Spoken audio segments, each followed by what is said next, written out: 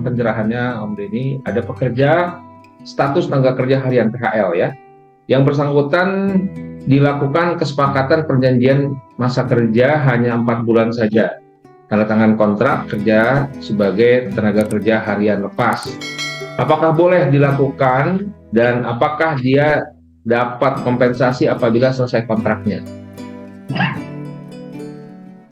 Baik, perjanjian kerja harian lepas PKHL ini ya Bapak Ibu, yang perlu kita pahami, perjanjian kerja harian lepas atau PKHL itu kan masuk kategorinya PKWT ya. Kemudian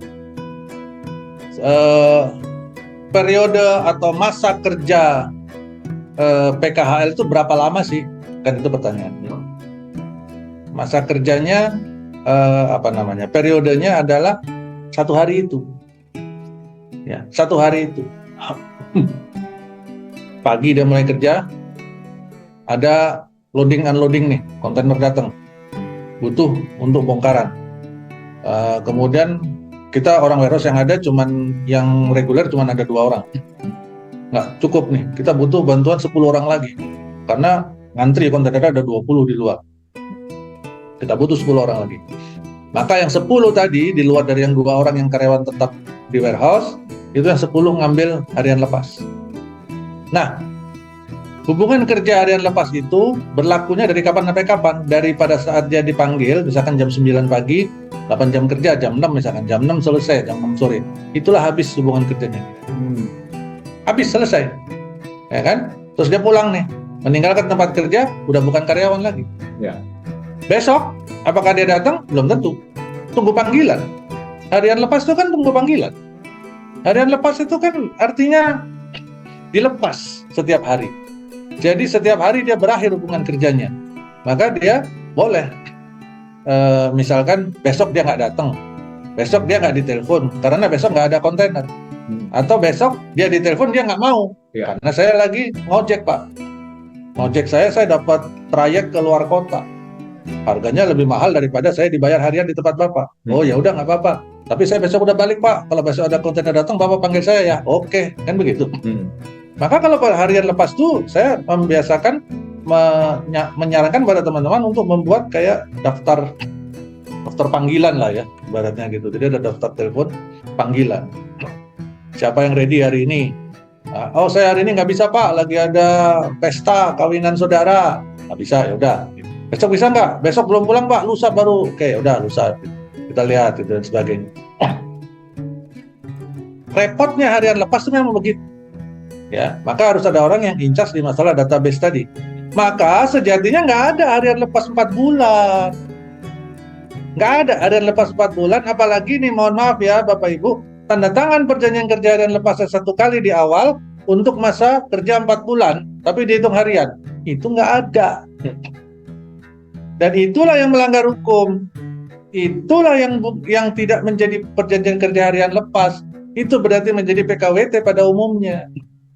Ya kan? Berarti PKWT-nya 4 bulan. Apakah dia dapat kompensasi? Ya pasti 4 bulan. Kan di atas 3 bulan dia udah dapat. Ya. Dan ini PKWT-nya 4 bulan langsung berarti. Jadi nggak ada ceritanya perjanjian kerja harian lepas untuk jangka waktu 4 bulan. Nggak ada. Jadi tanda tangan perjanjian kerja harian lepas itu kapan? Dia tiap hari. Setiap hari, setiap dia mau mulai bekerja, tanda tangan perjanjian kerja harian lepas. Wah gila lu Dan. Perjanjian kerjanya kan gede banget, banyak banget tuh kan. Jadi boros perusahaan, belum materainya, belum ini. Gak usah khawatir. Dalam undang-undang kita, sejak undang-undang 13 nih, sampai dengan yang sekarang, mereka masih aturannya sama tentang harian lepas. Bahwa daftar hadir sepanjang menyebutkan nama, upah harian, dan nama karyawan dan tanda tangan karyawan dan perusahaan, itu sudah bisa dianggap sebagai perjanjian kerja harian lepas.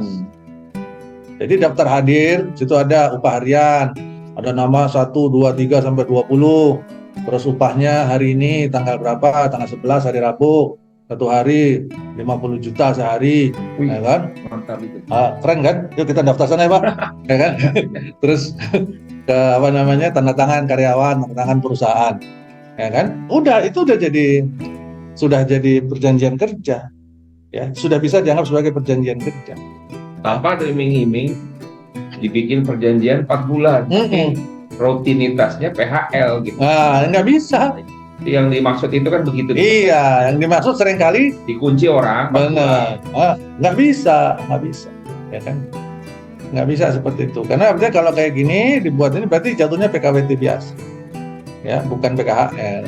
Mungkin saya nyambung dikit ya Pak. Mungkin kan gini, kita punya ada talent orang ya, katakanlah tadi di proses loading lah, bongkar muat. Ini orang terpercaya nih, ya rapi, nggak punya bikin rusak. Kan kalau bongkar muat itu kan ada aja barang pecah lah, broken lah, hancur lah. Nah tiba-tiba dapatlah kita talent orang ini bagus. Nah kondisinya kita tetap mempertahankan PKHL nih, ya kan? Karena kan nggak setiap hari loading kan, 2 hari sekali, 3 hari sekali. Nah, tetapi kita juga nggak mau orang ini suatu saat hilang nih. Mungkin ada tawaran job tempat lain, gitu kan? Ada kontrak tempat lain atau PKH tempat lain. Nah, kita mau orang ini kita kunci. Nah, maksudnya kan begitu nih kan? Ya. Kita lihat rootnya dari pertanyaan kan begitu. Nah, ini adalah metode kalau yang tadi Pak Abi sampaikan ini. Itu adalah metode penguncian nakal. Itu penguncian curang namanya menurut saya. Maaf ya Bapak Ibu, mungkin kalau terlalu dianggap terlalu kasar omongan saya istilahnya. Tapi ini sesuatu yang tidak benar.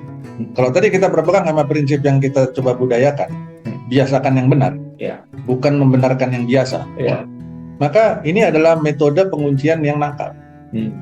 Nih, misalkan nih kita melihat ada seorang karyawan harian yang bagus kerjanya. Terus kalau tadi di sisi lain Pak Abi bilang bahwa waktu bongkar muat tuh biasanya kan ada yang jatuh, ada yang sobek, ada yang pecah, rusak dan sebagainya. Maka pada saat kita menetapkan bahwa pekerjaan ini akan diberikan kepada pekerja harian lepas, kita harus sudah bisa mengukur dulu resikonya. Bahwa ini pekerjaan dilakukan oleh pekerja harian lepas, kita sudah tahu kompetensinya adalah sangat standar, bahkan cenderung tidak pernah di training misalkan, karena kan kita asal ngambil aja, ya kan? Kemudian sehingga kita beri resiko yang paling minim. Maka untuk barang-barang bongkaran yang misalnya fragile, pecah belah, elektronik, rentan terhadap air, misalkan rentan terhadap bantingan misalkan dan sebagainya, ini ngangkat apa banting sih Pak, kan gitu ya. Nah, itu seharusnya diberikan bukan kepada pekerja harian lepas, tapi kepada tim inti yang tadi kalau contoh di awal saya bilang 2 orang tadi. Nah, ini kan sebenarnya seni mengelola karyawan tuh. Ini harusnya tugasnya supervisor atau manajer warehouse tadi. Kalau kita ngomong bongkar muat ya, itu. Contoh lain kan, selain bongkar muat, ayo ke hotel. Ayo kita ke hotel pas lagi musim kawinan. Nah, ini kan lagi musim-musim kawinan. Mau musim hujan, ini kan musim kawinan nih Pak. Ya kan, karena musim hujan nih harus buru-buru kawin. Ya kan? Apa hubungannya nih? Oke. Nah, pada saat musim kawin, musim pernikahan seperti ini, kemudian pesta dan sebagainya. Di hotel itu kan karyawan di bagian banket. Banket tuh yang ngurusin di ini ya, di ruang-ruang itu yang makan dan sebagainya, bersihin, ya bersih-bersihnya. Nah itu kan terbatas Pak, karena ruang meeting, ruang function room itu kan nggak setiap hari dipakai, tergantung agresif apa tidak salesnya. Jadi hari-hari kan mereka tentu nggak bisa memelihara karyawan permanen di sana, atau kontrak nggak bisa, mau nggak mau ada yang lepas. Sebutannya kalau di hotel itu daily worker atau casual, ya kan. Nah mereka mau nggak mau ngambil. Ini biasanya orang yang punya kompetensi, misalkan orang-orang dari sekolah kejuruan SMK pariwisata kan gitu ya. Yang biasanya kalau kita ketemukan di hotel itu yang pakaiannya putih hitam Pak. Putih hitam. Nah mereka punya kompetensi dasar, seperti misalkan membersihkan, menyapu, bersikap ramah, bersikap sopan sama tamu, kemudian refill tadi, kemudian hal-hal standar lah dalam kebersihan ruangan. Nah itu yang diberikan pada mereka, resiko minim. Tapi tentu ada satu orang, entah namanya foreman, entah namanya seniornya, atau namanya supervisornya, itu yang menjadi koordinatornya, yang ngawasin. Kalau ada apa-apa dia yang turun tangan. Sehingga kejadian tadi Bapak bilang pecah barang dan sebagainya tidak terjadi, bisa diantisipasi. Maka kompetensinya disesuaikan dengan pekerjaannya.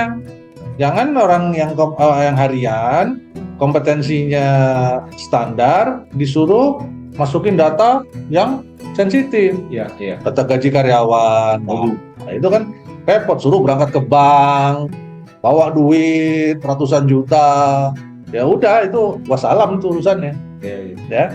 Jadi itu berhubungan juga dengan seni mengelola karyawan. Tapi kalau kita fokus sekarang kepada masalah perjanjiannya, maka perjanjian kerja harian lepas yang diikat untuk masa 4 bulan atau seperti ini, selain dari 1 hari, itu sejatinya adalah bertentangan dengan hukum. Dan ini adalah sebuah pelanggaran, resikonya besar bagi perusahaan, ya. Jadi berhati-hati di sana. Demikian, Pak.